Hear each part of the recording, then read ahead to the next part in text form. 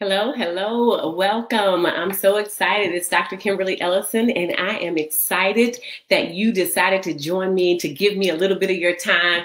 Y'all, listen, I am too excited about today's topic because it is, when I tell you, something that's hot for the women of God, for women in general, that's going to help us on today as we really walk through a journey of becoming our grandest and greatest version of the person who we see in our future. Y'all, listen, comment, let me know you're here. We are on this live. I am going to go ahead and rock and roll because we're going to talk about portion control. Listen, cut your cravings for a seat at their table. Oftentimes, ladies, we really want a seat at the table, and we are anticipating connecting with each other and actually connecting with individuals who we think that if we just get a seat at the table, this would help us in our ministry, our business, or our career, or in our lives. And so I just want to talk a little bit. Can we just talk a little bit about it? I don't want to rush. Normally I come on, I talk a little fast, but I want you all to share. Go ahead and share. Go ahead and comment. Let me know you are here. And I will, when I say we're going to rock and roll and through this thing, but I want you to know that you are here. I want to know that you showed up today for portion control. Cut your cravings for a seat at their table. Let me know. Go ahead and comment, say hello, hello, so I can see who's here. And again, ladies, I just wanted to jump on really quickly and just tell you, listen, oftentimes when we think of a seat at the table, the reason why we often want a seat at the table is because the table is an indication that we have arrived. The table is an indication that we now have a voice. The table is an indication that we are now bumping elbows with individuals who can either help us or they can either catapult us in our ministry, in our vision, in our life. And so what I want to really share with you is that sometimes the table is a clear indication of what we lack. Because what typically happens is we want a seat at the table because we feel that if we get to the table that it would make up for the thing or the gap or the lack in resources, or maybe we feel like we're not as influential, or we don't have a big of a social media following, or maybe if we just connected with these individuals, these are women who look like they're influential, just maybe it would help us get to our next level. And so I want to level the playing field, and I want to bring you comfort and also some expectation that when we talk about a table, the table really is an indication of what we think we need to be because of what we feel that we lack. If we feel that we need to be in the room or sit at the table with individuals who have a higher caliber or a higher level, whether it is in our spiritual, personal, or professional life, either way it goes, the table has been indicative of being in the room with people who we could feel a little bit higher than, or with people who we feel would be at the same level than us. And so I want to encourage you, first of all, to know that table is not of the kingdom system. That table is of the world system. So when we talk about, if there's not a table there, bring your own. If there's not, that's the world's way. And so I want to eradicate the system of conformity and share with you the table from a kingdom perspective. I'm telling y'all, comment, let me know you're here. I am moving and grooving quickly, but I want to know what you think as it relates to what table you decide to sit at, because that is an analogy that is associated with a world view. And I want to give you a kingdom view of when you talk about sitting at the table, because the table in the kingdom does not represent lack. It does not represent I will be of higher caliber or higher esteem. One thing I want to eradicate is sitting at a table and craving someone or some people's position is not the same as collaboration. So when you collaborate, which I shared in a previous live on yesterday, that the collaboration is designed to be filled with empty vessels. And we actually go in when we talk about filling each other. So you pour, I feel, you pour, I feel, and we go and we collaborate. That's a collaboration, okay, a collaborative effort. But today I want to talk about craving. So first, y'all, listen, I want to share with you the difference. When you talk about sitting at the table or having a seat at the table, you need to first understand your appetite. Before you can go to that table, I need you to understand your appetite. And when you know your appetite, you know that that is your body's natural ability or your body's natural desire to be filled. So your appetite says that I'm hungry, or this is my natural appetite. It's a natural desire to satisfy that thing. So when you talk about your appetite, I need you to understand it's your natural desire to satisfy something. And typically, ladies, it's a physical need. It is a bodily need, and that is your appetite.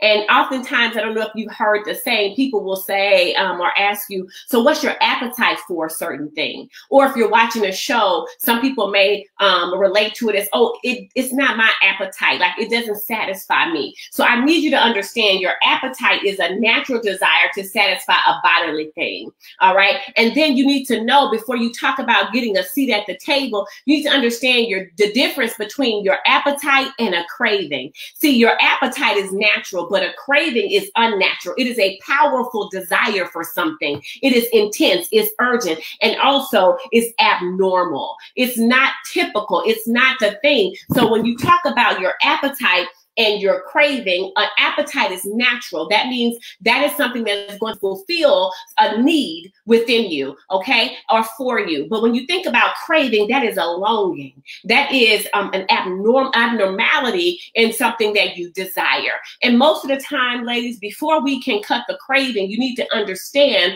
when it becomes an appetite thing or it becomes a craving. See, your appetite is, I would love to go and work and partner with those individuals, because now that switch turns into collaboration. But when you crave, it means that there is a longing because something is missing, or you feel that there is something that that person or those people at that table have, and then it will make you a little bit better. So you need to understand the difference between this intensity and then intentionality. Somebody type intensity versus intentionality. When you talk about the intensity, that means there's an intensity there that you think that you cannot get to that place unless you sit at their table. And so the table has become the bar. The table has become our measuring stick. And so I want to tell you, when it's intentionality, that means you have intention to do destiny with those individuals. So I just want to share with you, first, we need to understand the difference between our natural appetite and then an abnormality or an abnormal desire for something, a longing. Because before we can cut the craving, we need to understand that there is something that's within us that desires something that's not normal. And so I want us to understand that intensity versus intentionality. Your intentionality is something that you have set your sights on. You may have established as, this is a great partnership. I would love to, but you know what? If it doesn't happen, I'm good with that too. But when you start intensifying an abnormal desire for something, it now becomes a craving. And now it starts to say that you're depleted in a certain area and you need them to complete you. So I want to, eradicate that myth and expose the devil for the liar that he is, because the world has tricked us to believe that a seat at the table indicates that we've arrived. A seat at the table indicates that we have value, and a seat at the table determines our voice, when that is not that's the world system and not of the kingdom. So when we think about, ladies, I just want to slow down a little bit, because I really want you to understand the difference of craving. And before we can cut the craving, we have to understand our capacity and our capability before we can cut the craving and before you can sit at somebody's table. So hear me, before you can even sit at the table, before you can even be invited to the table, before you can have access to the table, you need to understand, and this is where I want to share, ladies, my heart, we need to understand our capacity and our capability. And what I mean by that is that's your portion control. That's your portion that you've been given in the earth. And so when you think about it, a portion, ladies, so now we talked about appetite and we've talked about our craving. So we know the difference between the two. Now we're going to move, because in order to understand if you're going to sit at this table, you need to understand your portion. And then you need to understand portion control. So first of all, your portion, ladies, when you see a portion is a smaller serving of a bigger whole. A portion is a part of. And so I need you to understand that we all are a part of a greater whole. We are all a part of the kingdom. Our portion is the purpose in which we've been called, our responsibility to bring kingdom to the earth. And so you need to understand your portion. In the portion, ladies, there is a serving size. And just because, and typically what we tend to do is look at someone else's portion that they have on their plate. And now we begin to increase our appetite, and it becomes a craving, because our natural appetite is what we actually have been given, our portion that's been served to us. But then we will look over at someone else's plate or at someone else's ministry or someone else's career path, and then we will begin to intensify and have an abnormal desire for the thing that they've been served. That's their portion. And so the portion that that individual has been given has nothing to do with your serving size, because that is the serving size, the serving portion that is a part of your destiny. And so I want you to understand that a portion of what you've been given is a responsibility to what you have to do within the kingdom. And so I want you to understand, to cut that craving, you got to know how much, okay, you bring to the table, and you also got to know what's in you. And so when you think of your portion, ladies, I want to share with you just a little bit here. Your portion is the part of destiny that's assigned to you. And so before you get at the table, you need to understand the assignment of your destiny, the assignments of your purpose. You need to understand that you may seem to have a smaller portion, and you may seem to have a smaller level of influence. But what I want to encourage you, ladies, is that just because you have a smaller portion does not mean you have a smaller serving size. Because there are individuals who have a greater portion, but they're only called to serve a few. But then there are individuals who have a smaller portion, but their serving size is greater. So I do have an analogy, because those who know me know I'm really good with demonstrations. And so I've actually brought a couple of things to share with you, ladies. And what I want to share with you is that I have two types of macaroni. All right, two different types. We got off-brand, and then we got hamburger helper. Okay, the contents of the two as it relates to the macaroni are typically the same. But see, sometimes we'll look at the hamburger helper, or we'll look at the great value and say, wow, I want what's in hamburger helper because it seems a little bit more authentic. People seem to want that brand a little bit more. But see, the thing is, and the truth of the matter is, if you look at the contents of the serving size of what's in this thing, so you have the hamburger helper that people typically always want, and it has a serving size of 10. So in this box, you can get 10. But see, this great value, this off-brand, it has a serving size of 16. And not just a serving size, y'all. This, you can get a cup out of this particular brand, out of this particular box. And then you can get 1/3 as it relates into this particular brand. So what I'm trying to tell you, ladies, is because you feel that someone else's portion or what's at their table is different or better than yours, you need to understand, because someone's portion is bigger doesn't mean the serving size is greater. It does not mean that the people that they're called to reach would expand beyond who you're called to reach. The serving size is different. Ladies, I used this analogy before. One of the Kingdom Boss chick tours, what I shared was I would pour my daughter and my son cereal. They would get ready to eat, and I would actually pour into Tripp's bowl of cereal based on the amount that I thought he would eat, based on the amount what I've known he's done in the past. And then I would pour McKinley cereal in her bowl. And before I could even get the milk in the bowls, she would already almost systematically look at me and say, Mom, you gave Tripp more than me. I want more in my bowl. And so I would look at her and I say, well, eat what you have first. And once you eat that, then Mom will give you more. And so before they could finish, they would eat their food. And then I would go back and look. And I said, I thought you wanted more. And she says, I said, you didn't even eat all of what you had. And she says, oh no, I got full. So what I'm trying to tell you is sometimes we want to sit at the table. We want to go and engage with other people, but we don't even understand how to control our portion. We don't understand the size that we've been served and who we've been called to serve. So she was actually, her eyes and her desire was bigger than her capacity. So I need us to understand, what is our capacity before we can go into someone else's table. Because oftentimes what happens is we look at someone else's brand, or we look at their career, or we look at how much money they make, or their exterior things, and then we begin to cultivate an appetite that now becomes where we begin to crave it.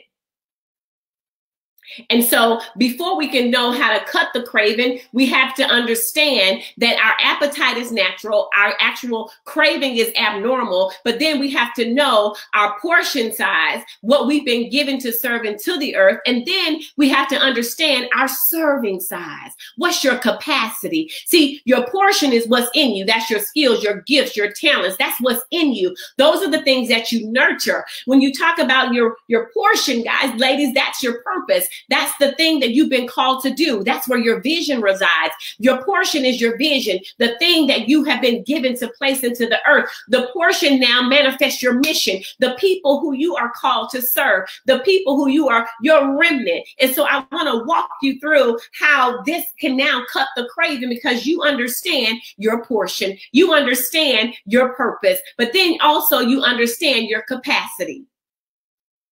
How many and how much are you capable of performing? Your capacity to be filled, your capacity to actually pour into others. So I just want you all to understand. Let me know, comment, ladies, if you think this is good to you as it is good to me. I think I'm talking a little bit better than you all are coming, but that's okay, because I want to make sure that you understand the portion control is based on the purpose that what you've been given, and then it's also based on your serving size, those in which you've been called to serve. And so in order to do that, ladies, I just want to let you know that your portion, you don't want to bite off more than you can chew. When you've been given a portion, you don't want to take a little bit more in than what you've been given to do. You want to be careful, because what will happen is you'll begin to compromise for the table. You'll begin to compromise your Christian character and integrity. You'll begin to compromise the very thing that you said you wouldn't do in order for you to have a seat at their table. And then on the other hand, when you get to the table, do you understand your contribution? Do you understand what you've been called to do? Do you understand the people you've been called to serve? Oh, we're going to have a good time today. So when you understand that, and I get it, I understand at a time, sometimes when you think about it, I'm telling you now, do you understand your portion? Do you understand? Because sometimes we'll have feelings of inadequacy, but it doesn't come from lack, it comes from our craving. And so it'll come from the thing, we already have something. You didn't lack it, but you looked over and now you feel that you needed more. Or now you feel that you need something different. So now you feel inadequate. Now you feel not good enough. Now you feel that you have to go and connect with this person and that influencer and this person because they're going to make you feel a little bit more valuable. But I want to encourage you that that type of mentality is not of the kingdom. I want to encourage you that when you start to crave something for someone else, you'll begin to live a dream that don't belong to you, and it'll become your greatest nightmare. You'll begin to take on things that burdens that don't belong to you, and they'll become your heaviest load. I am telling you, when we cut the craving, that means we understand the difference between our appetite and what it is that we abnormally desire. And then it also tells us that we understand our portion and we understand our serving size. And so when you think about that, your portion says, I have the ability to do what? What's your portion? Who's your portion? What's your portion? What's your talents? What's your gifts? What's your experiences? What is your knowledge? You see, that's your portion, because that's a part of the destiny plan that God has for you. That's the part of the thing he's going to use for you to edify the body of Christ. So when you do that, what I'm sharing with you is you got to know your portion, because your serving size comes alongside your portion. What do you mean, Dr. Kimberly? Ladies, your serving size is your prayer life, because you're going to need that for process. You're going to need that for your faith. Do you understand that the serving size are the people in which you're called to serve your portion to? I'm so excited. Y'all have to excuse me, because I understand that your portion is what's in you. This will cut the craving to sit at their table, because you'll understand that you have a portion that's already identified in your Jeremiah 1:5, that you have a portion that God has already given you, and he will complete it, because he said he'll complete a good work in which he started all the way to the very end, to the day of Jesus Christ. He will complete it. So your portion, ladies, is what's in you. That is your purpose. But then your serving size is what comes out of you. So I need you to understand, before you even get at that table, what is the difference between your appetite, your craving, and your portion size and your serving size. And so now that we have cleared the air and we understand that here is what it is that's going to cut the craving, I now want to take you a little bit further, because when we talk about the table, I'm going to tell you about the real table. When you think of the real table, when you go into a restaurant, ladies, or when you prepare to go, when you think about the table I talked about earlier, I said that a table typically, shows you want to go over to that thing because there's lack, or you feel that would make you a little bit better. But I want to tell you a table about the kingdom's table. You see, when you are operating from a kingdom perspective and you're talking about taking a seat at their table, you're talking about breaking bread with those individuals. You're talking about dining, and this is where the decisions happen, and you're talking about collaborating. And so when you decide to go to their table, what I want you to understand is you need to know who's at the table, because what typically happens is we want to collaborate, but you get there and you're unable to collaborate, because in order to collaborate, there has to be empty vessels. But everybody at the table is already full. So if people are full of themselves, they are incapable of collaborating, because there is nothing to pour in and they're not pouring anything out. So I need you to understand that before you sit at this table, you have to understand who's at the table, because we don't know the character and the integrity of those individuals. So you have to be led by the Holy Spirit. See, this is the kingdom's table. And I want to encourage you on a few things. So let me walk you through the types of tables. If you would give me just a few more minutes, I want to encourage you how to ensure your portion control is adequate. I want to encourage you to know that your appetite and your cravings are two different things, and you can have an appetite for something but not crave it. And that you can have a biblical worldview, a biblical view, or you can have a worldview about something.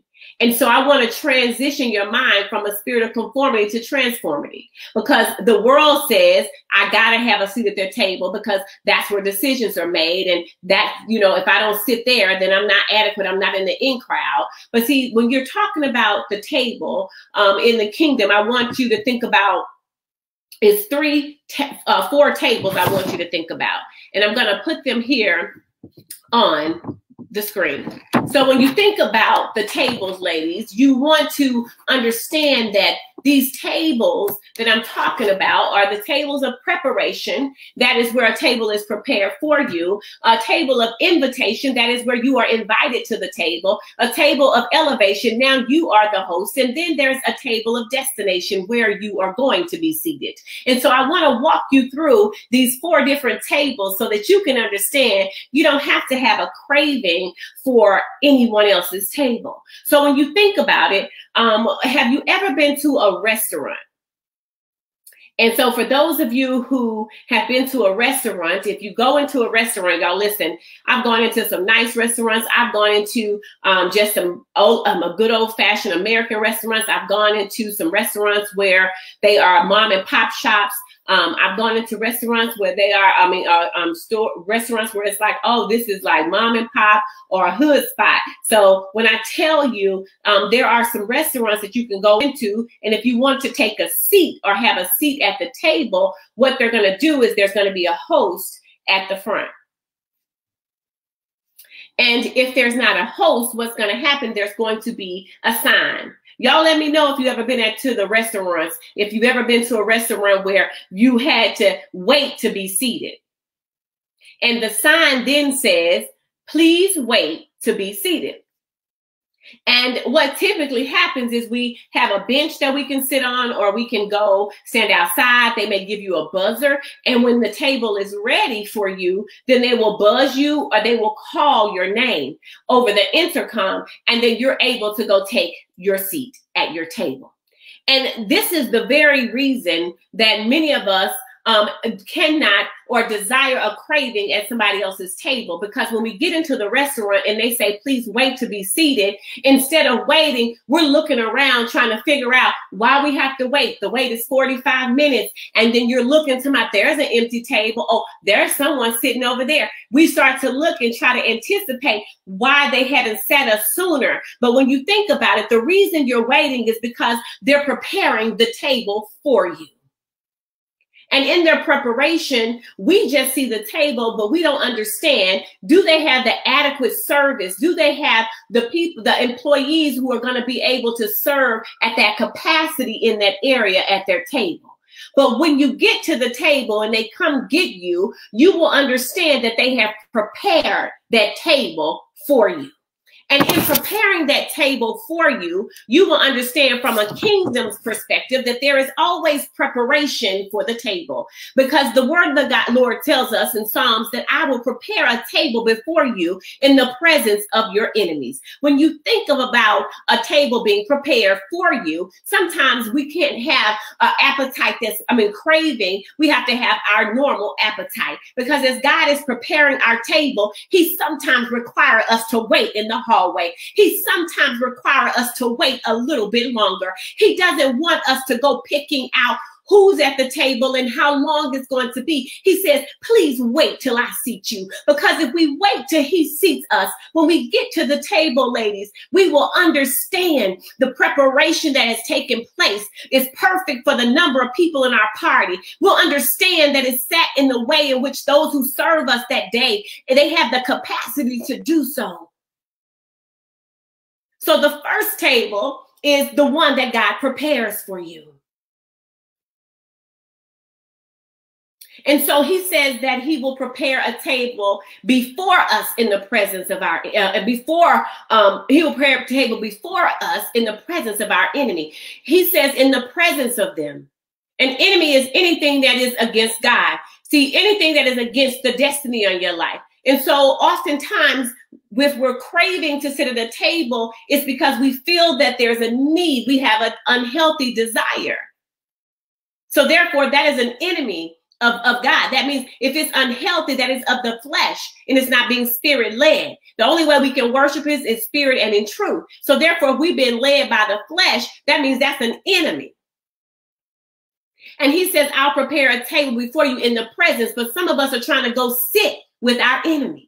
He says, I didn't prepare for you to go sit with them. He says, I prepared it for you. So in the presence of them, you can see they can see my favor. They can see my good works, that they can know who I am, that they know the glory that manifests from you. And he would get total glory. You see, the only reason why he prepares the table in front of the enemies is for his glory. And so therefore, you can't have an unhealthy or abnormality in your desire to sit at the table.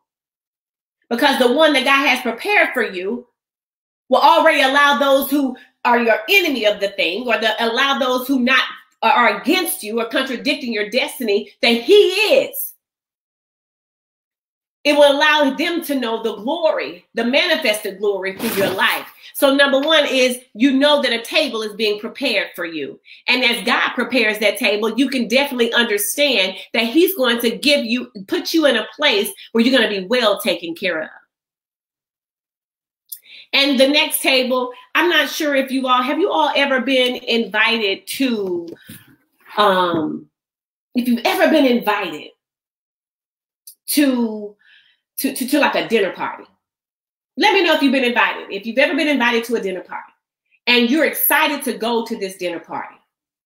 And at this dinner party, you're like, I'm ready, I'm getting dressed. And you're excited, but you really don't know what to expect. But they invited you and you like, I'm gonna go. I really don't know who's gonna be at this dinner party. I don't really know how to dress because they didn't say it. And then when I asked them, they were like, oh, just be comfortable. We want you to have a great time. And so he's like, I don't want to go too dressy. I don't want to be, so let me just go because they invited you. And you are, okay, so Ingrid said, yes, many. And you are invited to this dinner party.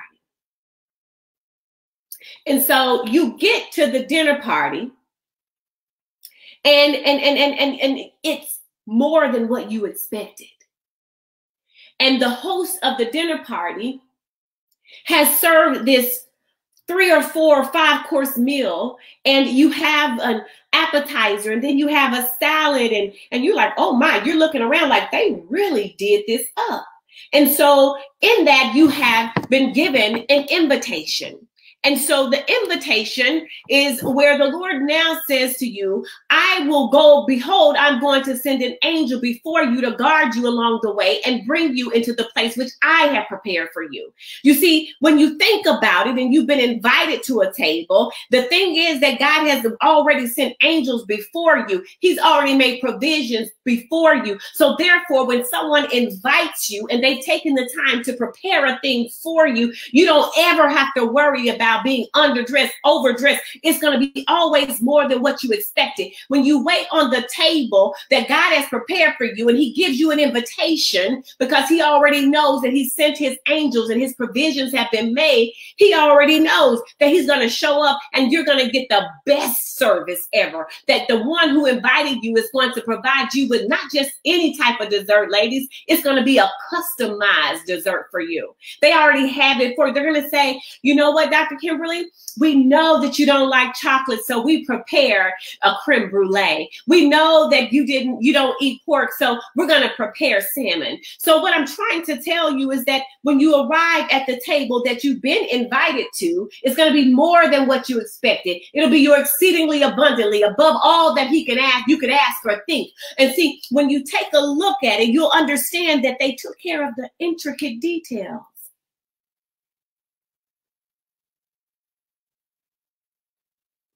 You don't want an invitation to a table and they didn't take care of the details, because I've been invited to dinner parties and you're like, oh, okay. You see, when the invitation for someone to invite you to the table, you have to know that the Lord has already made provisions. He says, behold, I'm going to send an angel before you to guard you along the way. That's his protection. And to bring you into a place which I have prepared.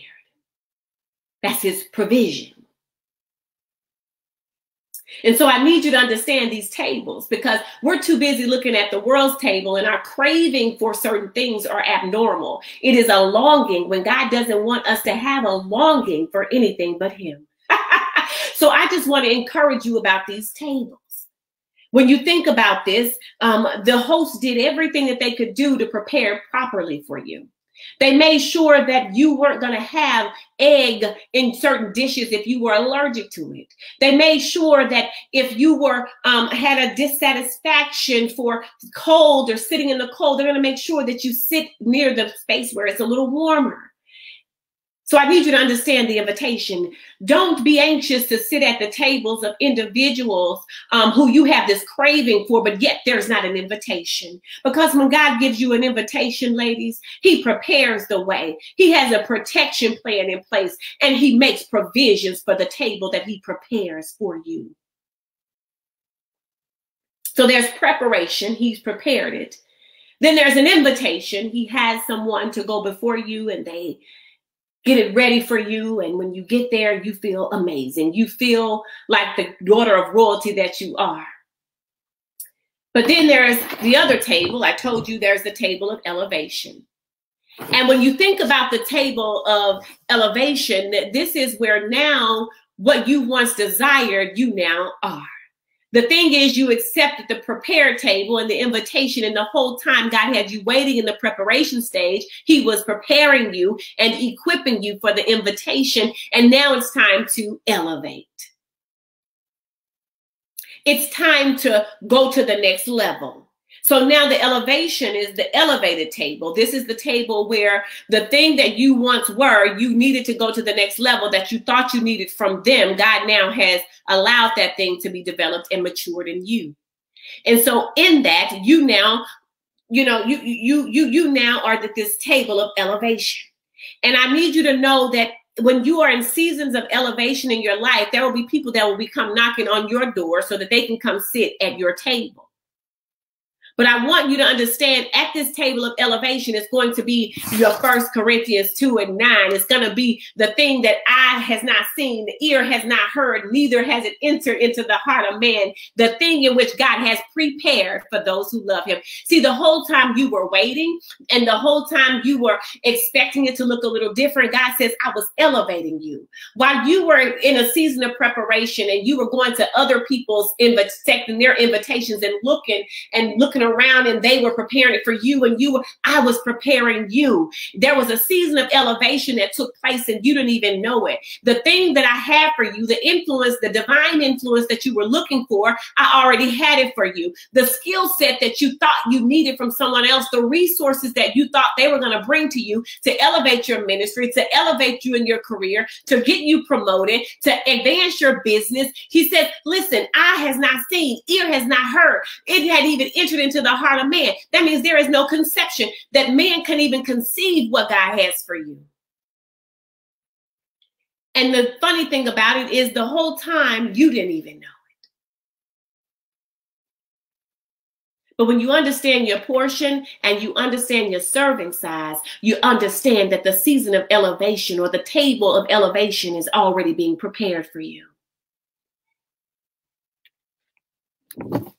So the last table, I want you to understand this clearly, ladies, is that there is preparation, a table that's being prepared. There's invitation, a season where God will have you invited to places and people will accept you. He's made provision for you that there will be where you would walk into places and people will have things for you, take speaking engagements, and you'll be like, wow, this is amazing. I belong here. Gosh, they invited me.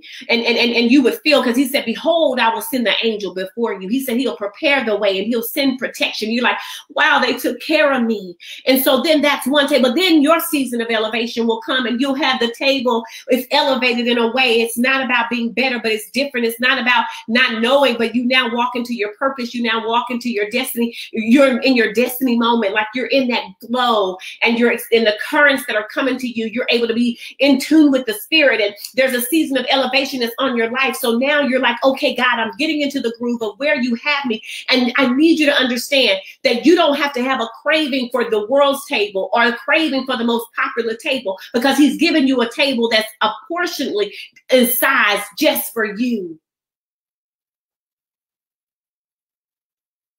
And then there's this table called destination. And when you think of the destination, it's being, have you been pouring out? You see, because we want to go to these tables, but God says, I prepared a table in the presence you're eating. He says, behold, I'll send the angel to go before you, prepare the way for what I have for you. And then he says, okay, daughter, you're in a season of elevation. And now here is this table called destination. I told you that the king's table was a little different. I told you that the king's table is a little different. When you think about the king's table, it says that in John 14:3, and if I go and prepare a place for you, I am coming again and will receive you to myself, that where I am, you may be also. You see, the whole time, ladies, the table is not for us. The table is for us to live out his assignment on our life. The table is to know that are we just trying to get full at the table, or are we being fulfilled? Are we pouring out to others, or we just want to be poured into? What is it? Are we going to live out the destiny on our lives? Or are we expecting people to just serve us? See, we are servants of the Most High God. We are servants to his throne. We are servants to the King of Kings. We are to serve. We are the heart, hand, and feet of Jesus. So when we talk about this last table, it is our destination.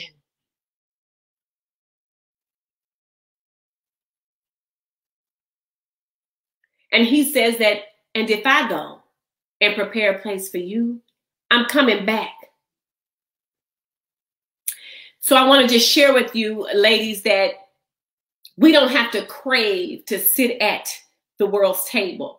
We don't have to crave to sit at the most popular table. We don't have to crave. The appetite that God has given us is proportionally accurate to our portion size and our serving size. And so we don't have to crave to sit at anybody else's table. You don't need their table, because what I want to tell you, ladies, is that you don't need the table, you don't need their table, because why do you need a table when you're the temple? Who needs a table when they are the temple? You don't need a table when you're the temple. Somebody will catch that. You don't need a table when you're the temple. You don't need a table when you're the temple.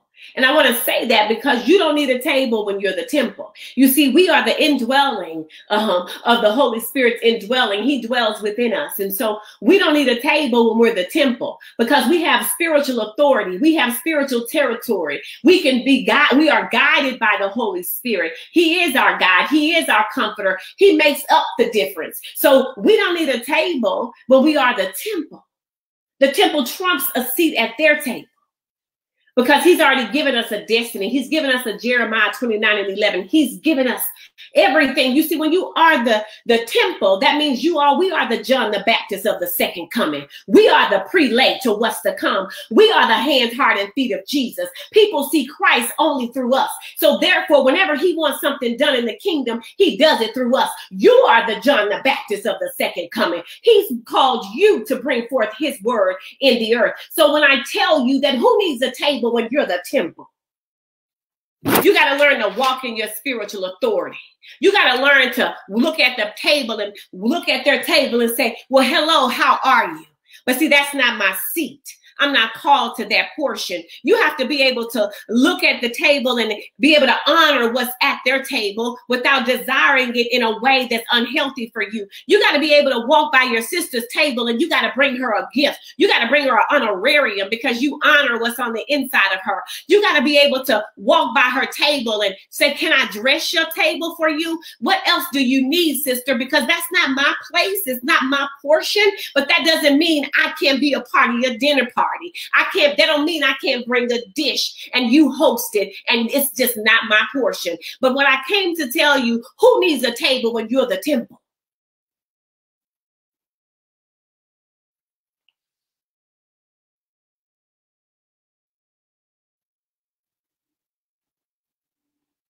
portion control. We have to cut the cravings to sit at their table. It's not about being inadequate. It's about walking in a place of more than enough. Knowing that we have more than enough. Knowing that he's given us the accurate amount. It's not disproportionate. We're not lacking in purpose. But the world's table will make us feel that we're lacking. So I just wanted to share with you ladies that who needs a table when you're at the temple? So ladies, I hope that on today you're able to see that what is sometimes an appetite can turn into more of a craving if you're not careful. So ladies, thank you so much for giving me your time. Thank you so much. I am grateful to be a part with, just sharing with your day to day.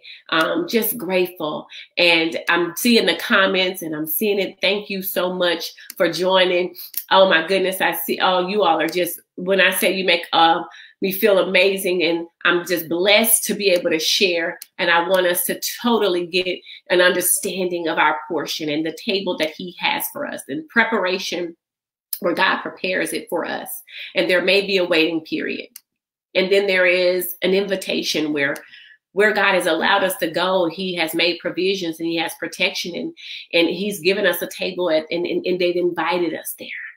But then there's a table of elevation where the very thing that the Lord has prepared for us in the waiting room, and the whole time we were getting invitations, he was equipping us. And then there is our destination. He's coming back for us. And I'll say it again, we are the John the Baptist to the second coming. We are to get the people ready. We are the ones to be the heart, hands, and feet of Jesus. We are the ones to, he says, go ye therefore. And so we are the ones to prepare the way for the King of Kings, for the Lord of Lords. And so I just want to say thank you. I hope that you share. I hope that you share. We have a kingdom perspective. We have a kingdom perspective.